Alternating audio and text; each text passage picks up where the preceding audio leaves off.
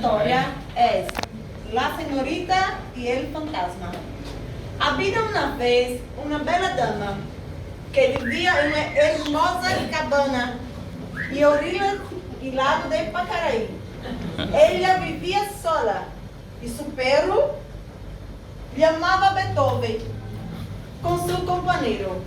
Uma manhã, saiu a passear com seu perro e, ao caminho, viu um anciano diante dela.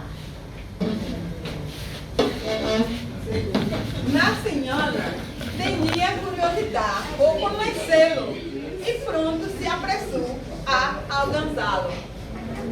Quanto mais se acercava, el perro se distanciou e desapareceu em el caminho. Esto sucedió várias vezes e lá intrigou. Um dia, ela regressou ao mesmo caminho para seguir ao Pierno e descobrir quem era. Ao ver que havia entrado em uma casa abandonada, decidiu entrar, pero estava cerrada.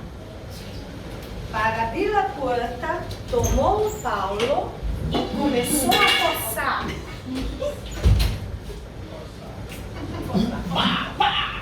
Para surpresa, se encontrou com o fantasma.